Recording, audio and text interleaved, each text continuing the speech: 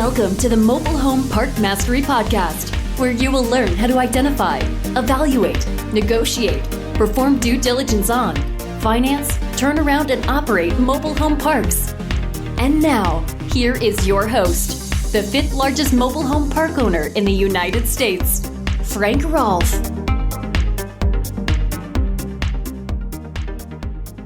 In 1997, Robert Kiyosaki brought out a book called Rich Dad, Poor Dad. It wasn't really intended initially to be a book about how to get ahead in America, but instead was the inclusion of a board game that Kiyosaki was going to bring out to try and make some money. Now, it's been almost 20 years since that big hit, and now suddenly we see Kiyosaki and others on television trying to tell you how great gold is. This is Frank Rolfe, the Mobile Home Park Mastery Podcast. I thought it'd be interesting for us to compare and contrast the difference between gold and mobile home parks, and to point out that actually mobile home parks are worth far more than gold. Now, for those who don't know, I do hold an economics degree from Stanford, not that it means anything, but you remember a few things from college, particularly if you're an economics major, things like supply and demand and the Laffer curve. And you also remember the fact that gold really is not that great an item as an investment. All you have to do is just pull out your chart on gold pricing. So just go to your computer, go to Google, and just put in historical chart gold price per ounce. And here's what you will rapidly discover when you just look at the chart. The first thing is that the all-time low prices for gold occurred in 1920, around 1970, and around 2000. And yes, those were all at the all-time lows during those respective recessions. So right off the bat, you see that gold is not really contrarian because it doesn't do well during recessions. It didn't do well during those three recessions, and there's nothing to suggest it would do well in recessions going forward. You'll also notice if you look at the chart that in 1980, gold hit its all-time high. $2,675 an ounce. And that was in 1980 dollars. And to make things even worse, 40 years later, it still has never broken that number. It's like someone who did really well during high school and it was all downhill after that. That's kind of been the way that gold prices have gone. Now, it did get back up to $2,192 an ounce in 2001. And if you look at that chart, and you have a little interactive line that goes with it, you'll see if you'd bought an ounce of gold in 1981 and you held it for the next 42 years, you had it in your safety deposit box or in your safe and you saved it there as a sacred asset for 42 years, it would have been worth what you paid for it. That's right, a 42-year run of no value enhancement at all.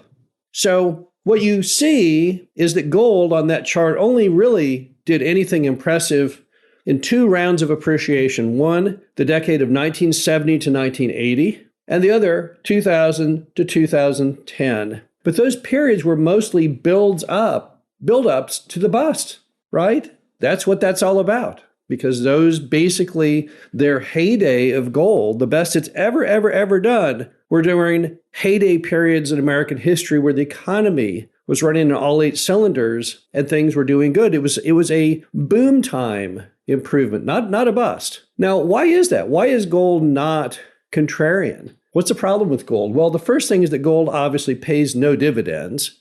That's one of the problems. So if you bought that ounce of gold back in, 1981 and held it for 42 years, your total dividends were zero.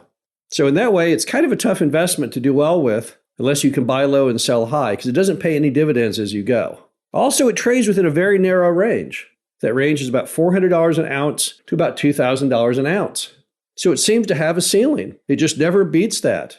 In all of recorded history, as long as they've measured the value of gold, it has never been above that range. And that's kind of alarming. Look at the stock market. Do you see that on the stock market chart? No. The stock market has peaks and valleys, but it's always sequentially rising higher. Gold has never, ever done that. And you'll also notice looking at that chart that the timing right now is terrible for gold because gold does terrible during recessions. And clearly, if there's one direction the American economy is going, it's going to be going down. Anyone who's lived through the 70s and seen the hallmark of Jimmy Carter and the entire area of stagflation knows we are in the perfect setting for that. We have even many of the same players that Carter had. Price of oil is now nearing $100 a barrel. You remember the old oil embargo from the Carter era that set in motion the horrific economic disaster that was there? Carter was really big on trying to promote green energy. Well, that you see how to overlay on that. But we're worse off than Carter was because now we've got $33 trillion of debt to contend with, and he had hardly none. So basically, that's why almost every economist predicts recession coming up and coming up fairly soon. So if you assume recession is on the horizon, the last thing you would ever want to invest in, based on its historic track record, is in fact gold. Now, I would suggest one reason gold does so lousy and only does well during boom times, if it does well at all, is that gold is simply a commodity. And the things that gold goes into that gives gold value, they only do well during boom times. People aren't buying a lot of gold jewelry. Manufacturers are not manufacturing products with gold in it when times are tough. Now let's compare that to mobile home parks for a moment. Mobile home parks are an entirely different story. Now, mobile home parks have been through 2 recessions or depressions since I've been in the industry. One in the year 2000 with the dot-com bust, and the other during the Great Recession in 2007, 2008. And in both cases, what we saw was an industry that things only went up in. Rents went up, demand went up exponentially. So mobile home parks are definitely a contrarian investment because they do well when times are bad. Now, why is that? Why do mobile home parks do good when gold does not? Well, the first thing is that mobile home parks are, in fact, the lowest cost form of housing in the U.S. And clearly, when times get tough, when things get bad, people need cheaper ways to live. It's the exact same phenomenon you see at Dollar Tree, which packs them out the door when times are bad. So just on that one simple item that everyone must have housing, and mobile home parks are the cheapest form of housing, we have a very, very steady customer base that only increases when times get bad. Also, the mobile home park industry benefits from the largest moat in all of U.S. business that I'm aware of. Warren Buffett always talks lovingly about a moat, and a moat is the concept of barriers to competition that keep your business safe from having an oversupply. And in the mobile home park business, cities have not allowed new parks to be built in around 50 years. Ever since the 1970s, most cities shut the door on mobile home park construction. In so doing, they provided all park owners, every park in America, with an unusual asset, which is freedom from competition.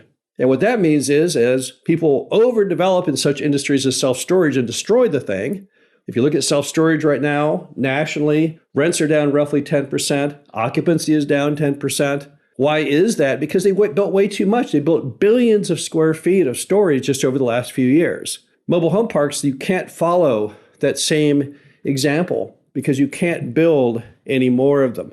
Also, mobile home park lot rents are crazy, stupid low. U.S. average of about $280 a month. You could double or triple those rents and still be insanely cheap. And as rents go up, we're still compared against our peers, apartments and single family. And the contrast is unbelievable. The average apartment rent in America right now is $2,000 a month.